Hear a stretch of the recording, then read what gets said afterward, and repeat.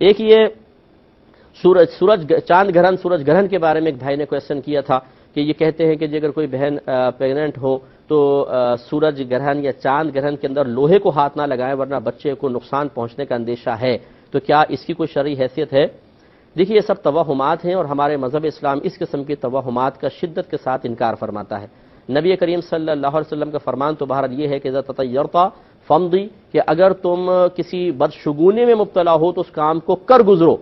اس سے کوئی فرق نہیں پڑتا ہے۔ لیکن بہرحال اب ضعیف الاعتقادی بہت زیادہ ہے، ہم قرآن سنائیں حدیث سنائیں، ہم مسلمان کے دل پہ اتنا اثر نہیں ہوتا، لیکن ایک افواہ اڑتی ہوئی آ جائے کہ بھئی اگر تم یہ میسج آگے نہیں بھیجو گے انلکی ہو جاؤ گے، ایک پرچہ آ جائے گا بنگالی بابا کا کہ اگر تم نے یہ نہیں دیا تمہاری بیوی، اس کو فوٹو اسٹیٹ کر کے نہیں بانٹا تمہاری بیوی مر جائے گی، یہ چاند گرہن سورج گرہن کے مسائل، ان کو ہم بہت جلدی قبول کرتے ہیں اور ان کے تقاضے کے مطابق عمل بھی شروع کر دیتے ہیں۔ تو یہ ضعیف الایمانی ہی تو ہے کہ قرآن و حدیث کے واضح احکام تو قلب پہ اثر نہ کریں، اس سے ہمارے عمل میں کوئی تبدیلی پیدا نہ ہو، کوئی خوف خدا محسوس نہ ہو، اور دلیری کے ساتھ عالم بغاوت اٹھا کے عمل کرتے رہیں، اور ایک افواہ ایک فاسق و فاجر شخص کی طرف سے یا معلوم ہی نہیں کہ اس کا وضع کرنے والا کون ہے، بیان کرنے والا کون ہے، بس میسج آ گیا اور حضرت لرز گئے فوراً اس کے تقاضے کے مطابق عمل شروع کر دیا، یہ ضعیف الایمانی ہے۔ تو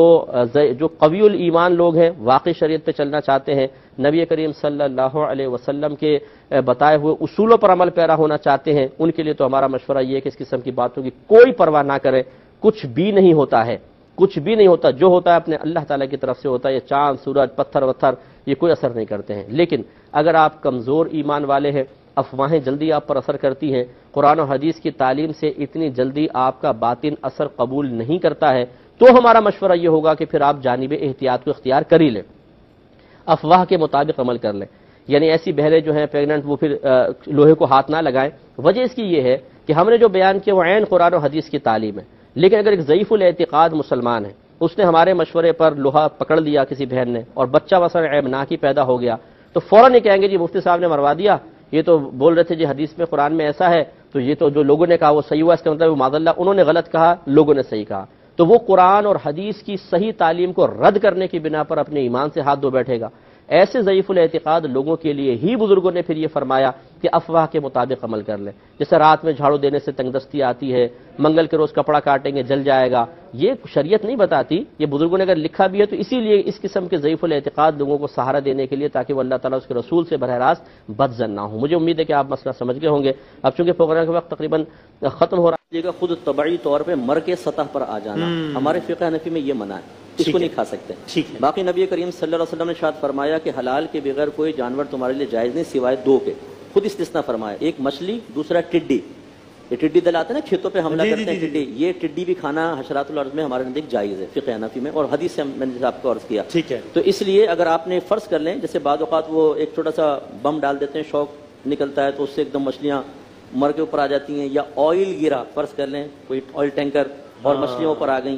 یہ آپ کے ایک عمل سے یا آپ کی وجہ سے آئیں، یہ حلال اور طیب ہے۔ خود جو مر کے آتی ہے نا طبعی طور پہ بس وہ منع ہوتی ہے، باقی سب بالکل جائز ہوتی ہیں، کیونکہ نبی کریم صلی اللہ علیہ وسلم نے ان کے مرنے کے باوجود ان کو کھانے کی خود اجازت مرحمت فرمائی، تو اس میں کوئی حرج نہیں ہے۔ جو ایک صحابہ کرام ایک دفعہ کسی جہاد سے واپس آ رہے تھے تو ایک ویل مچھلی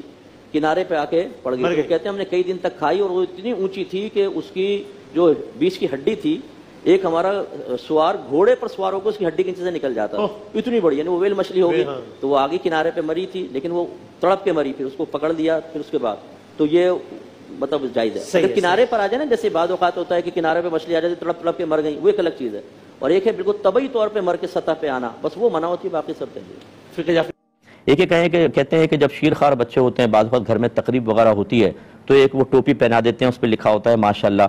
اب بعض اوقات مائیں وہی ٹوپی پہنائے اس کو باتھ روم میں لے جاتی ہیں اور پیشاب وغیرہ کروا رہی ہوتی ہیں، تو کیا یہ صحیح ہے؟ یقیناً دیکھیں ادب کے خلاف ہے، جب آپ واش روم میں جا رہے ہیں، چاہے چھوٹا منا ہے، وہ تو مکلف نہیں ہے، آپ ہیں مکلف، تو اس لیے آپ کو ادب کا خیال رکھنا ہوگا، اس کو ٹوپی وقتی طور پہ اتار دیں، کیونکہ اس پہ اللہ کا نام لکھا ہوا ہے، واش روم میں جاتے ہوئے ایسی ٹوپی لے جانا ادب کے خلاف ہے، تو لہٰذا اس کا خیال رکھیں۔ فقہا نے واضح طور پہ لکھا کہ اگر کوئی لڑکے کو، یعنی چھوٹا بچہ لڑکا ہو، اسے سونا پہنائے گا تو پہنانے والا گناہگار ہوگا، کیونکہ وہ لڑکا ہے۔ ویسے تو نبی کریم صلی اللہ علیہ وسلم نے سونے کو اور ریشم کو اپنی امت کے مردوں پر حرام قرار دیا ہے، اور اس سے مراد بالغ مرد ہیں، اور یہ بھی نابالغ ہے، لیکن آپ تو بالغ ہیں، اگر کوئی بہن پہناتی ہیں سالگرہ کے اندر یا کیسے بھی سونے کی انگوٹھی لڑکے کو پہنائیں گی تو گناہگار ہوں گی. تو جب یہ بچے کے معاملے میں احتیاط، اسی طریقے سے دیگر معاملے میں بڑے مکلف ہوتے ہیں. شاید یہ فرما رہے ہیں کہ ایک سوال یہ بھی ہے کہ امام امامت کرواتے ہوئے کیا نیت کرے گا؟ مطلب امام یہ نیت کرے گا جیسے ہم کرتے ہیں کہ زبان سے اگر کہنا چاہے نیت کرتا ہوں 4 رکعت نماز ظہر فرض واسطے اللہ تعالیٰ کے منہ میرے قبلہ شریف کی طرف بحیثیت ان کے امام کے یا ان کے امام ہونے کی حیثیت سے میں نماز ادا کرتا ہوں، پھر وہ تکبیر کر لیں. اور کہتے ہیں کہ کیا امامت کے لیے داڑھی شرط ہے؟ اگر امام صاحب جماعت کے وقت مسجد میں موجود نہیں اور وہاں کچھ مقتدی موجود ہیں جن میں سے کسی کی بھی داڑھی نہیں تو امامت کون کروا سکتا ہے؟ لیکن داڑھی شرط تو نہیں ہے، لیکن یہ مطلب داڑھی تو ویسی واجب ہے. اور چونکہ امام کو ہم مصلی پہ کھڑا کرتے ہیں، اسے اپنا سمجھ لیجئے ایک اللہ تعالیٰ کی بارگاہ میں پیغام دینے کے سلسلے میں اپنا قائد بناتے ہیں. جب ہم خاموش ہو جاتے ہیں وہ گویا کہ اللہ تعالیٰ کی بارگاہ میں سب کچھ پڑھ رہا ہے، جیسے قرات وغیرہ کر رہا ہے، تو یہ ایک مقام تعظیم ہے. اور قرآن اور حدیث کی تعلیم کہتی ہے کہ مقام تعظیم پر کسی فاسق و فاجر کو کھڑا کرنے کی اجازت نہیں ہے. تو جمہور علماء کے نزدیک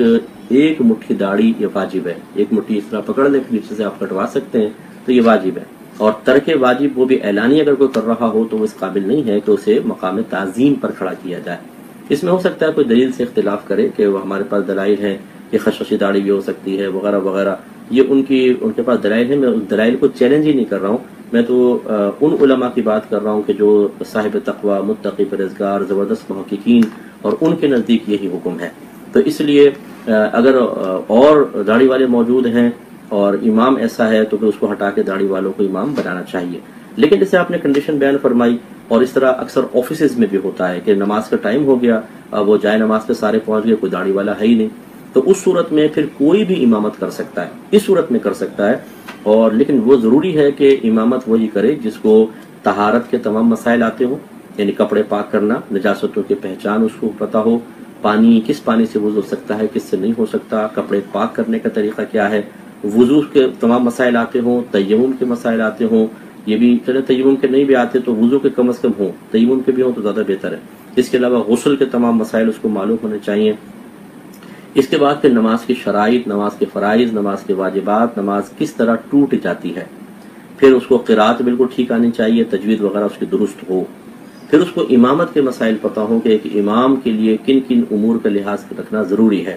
کہاں کہاں وہ لقمہ لے سکتا ہے، کہاں نہیں لے سکتا وغیرہ، یعنی نماز جس سے جن چیزوں سے ٹوٹ جاتی ہے، یہ تمام معلومات ہوں پھر وہ مصلی پہ کھڑا ہونے کا اہل ہے. اور اگر ایسا کوئی بھی نہیں ہے تو سب علیحدہ نماز پڑھیں، یہی صحیح ہے. اب یہ نہیں ہے کہ چلو جو ہم جماعت سے پڑھ دیتے ہیں اور امام صاحب کو آتا جاتا کچھ بھی نہیں ہے، وہ امام بننے کے قابل ہی نہیں ہے. تو اس لیے ان چیزوں کا بھی ضرور خیال رکھیں.